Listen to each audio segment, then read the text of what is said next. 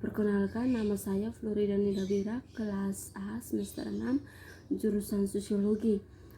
Pada video kali ini saya akan membahas buku yang berjudul Power, Politics and Society yang berkaitan dengan tugas UAS. Dalam buku ini juga terdapat 10 bab. Kebaik kita masuk dalam pembahasan yang pertama, yaitu kekuasaan, di mana kekuasaan merupakan kewenangan yang didapatkan oleh seseorang atau kelompok guna menjalankan kewenangan tersebut sesuai kewenangan yang diberikan, sehingga kewenangan tidak boleh melebihi kewenangan yang diperoleh atau kemampuan seseorang atau kelompok untuk mempengaruhi tingkah laku orang atau kelompok lain sesuai keinginan dari pelaku.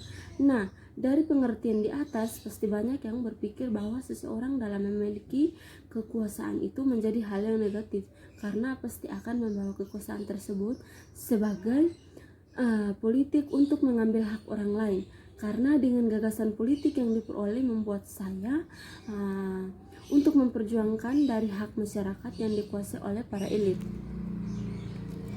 Sehingga para pekerja banyak yang merasa terasing karena dengan hasil keringat yang mereka kerjakan membuat para penguasa atau para elit akan menjadi kaya raya dengan tidak sadar akan membuat masyarakat miskin tambah menderita. Sebenarnya masyarakat itu bekerja untuk memenuhi kebutuhan mereka, tetapi para penguasa tidak mau tahu atau tidak mau peduli dengan masyarakat yang rendah begitu. Jadi mereka hanya semena-mena atau sewenang-wenang mengambil hak masyarakat tersebut dengan kepentingan mereka sendiri.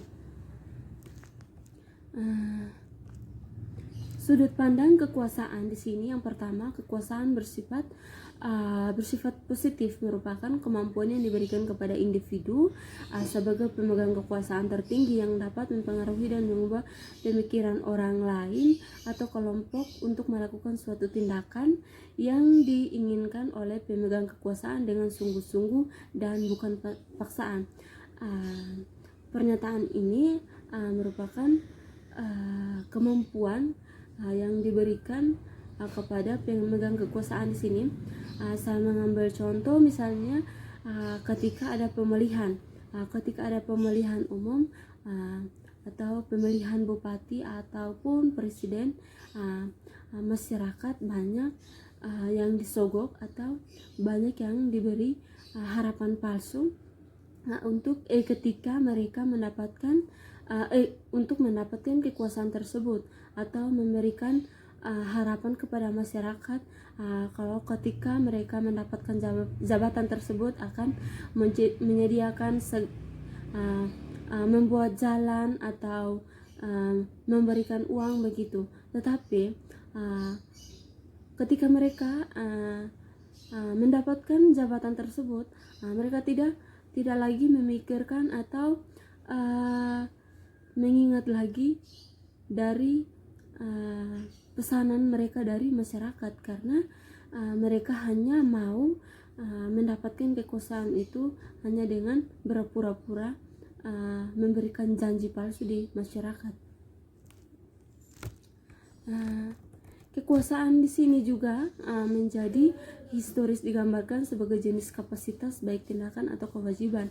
Menurut Max Weber berpendapat bahwa tindakan dan kewajiban adalah pusat kekuatan peran bermain dalam proses politik. Max Weber mengatakan bahwa kekuasaan ini banyak para elit atau para penguasa mengambil kesempatan untuk melemahkan kaum masyarakat yang rendah untuk mendapatkan kekuasaan yang lebih tinggi lagi gitu.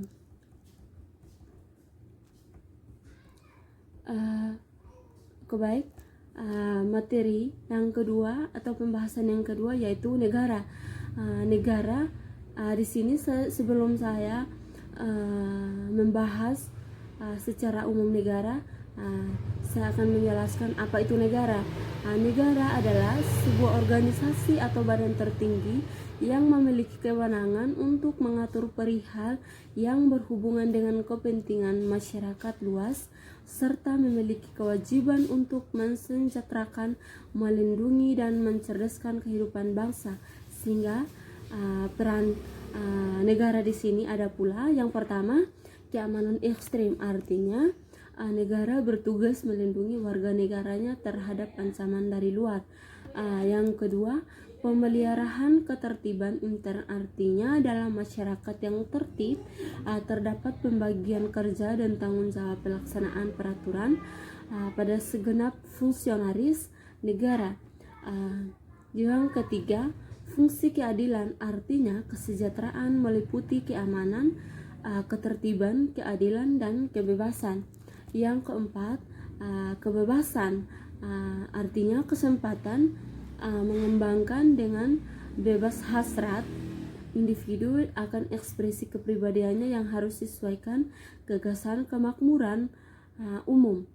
Seperti pembukaan UUD 1945 yang berbunyi, negara Indonesia yang melindungi segenap bangsa Indonesia dan seluruh tumpah darah Indonesia, dan untuk memajukan kesejahteraan umum, mencerdaskan kehidupan bangsa, dan ikut melaksanakan ketertiban dunia yang berdasarkan kemerdekaan, perdamaian abadi, dan keadilan sosial. Seperti yang saya jelaskan tadi, negara merupakan suatu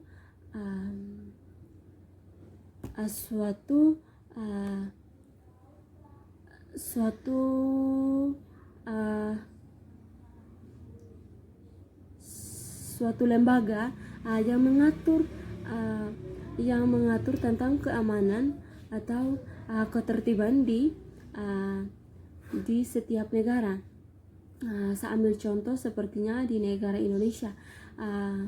Di sini keamanan di sini memang sangat dibutuhkan masyarakat, di mana masyarakat sangat membutuhkan perlindungan dari pemerintah, sehingga ancaman-ancaman yang berada dari luar, pemerintah selalu mengambil alih untuk bisa mengayomi atau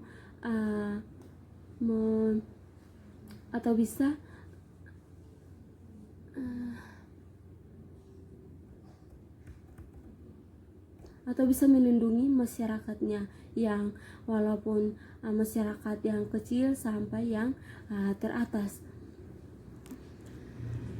Memang kita tahu bersama bahwa negara khususnya negara Indonesia ini merupakan negara yang sangat luas akan sumber daya alam.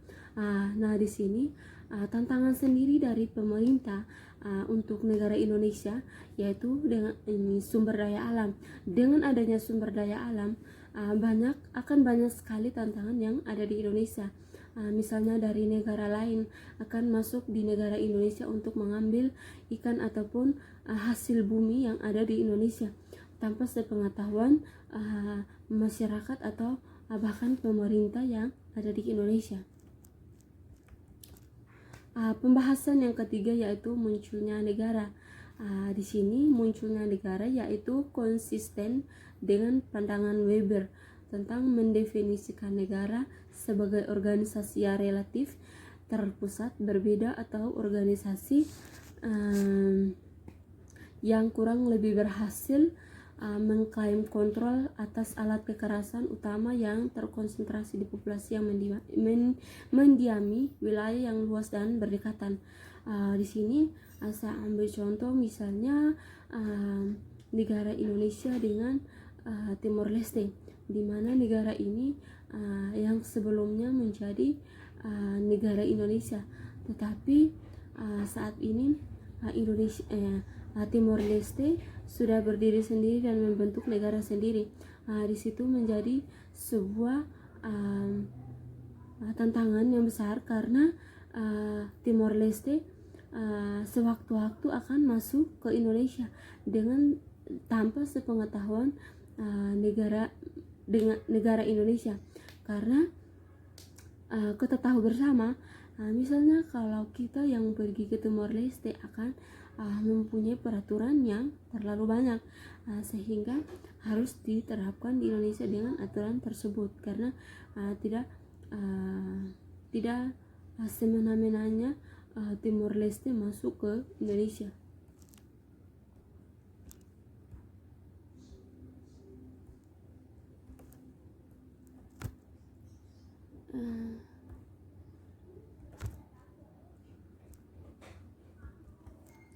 Ke pembahasan yang terakhir, yaitu perkawinan. Di sini sebelum saya menjawab atau membahas lebih jauh tentang perkawinan, saya akan memberikan pendapat sedikit mengenai perkawinan itu apa. Perkawinan adalah suatu hubungan yang paling penting dari semua hubungan antar manusia. Ia juga diberikan nama sebagai suatu ujian yang paling berat mengenai penyesuaian diri seseorang. Tidak seorang pun seharusnya jenjang perkawinan tanpa mempertimbangkan banyak hal yang turut bersama perkawinan itu. Laki-laki dan perempuan diberikan kesempatan untuk mengerti atau menghadapi tantangan dalam kehidupan perkawinan. Sebaliknya, tidak memasuki jenjang perkawinan yang nantinya akan mengecewakan keluarga masing-masing. Suatu rumah tangga yang berantakan bukanlah tempat yang baik untuk membesarkan anak. Istilah perkawinan berkenaan dengan sesuatu ikatan antara laki-laki dan perempuan yang tidak akan berhenti sampai melahirkan, yang tidak berhenti mencintai sampai melahirkan anak.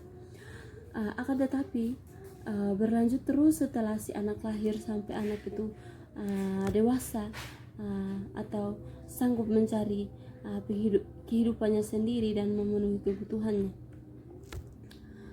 Di sini mengenai perkawinan di sini saya akan mengambil contoh sedikit bahwa misalnya suami istri melakukan pernikahan.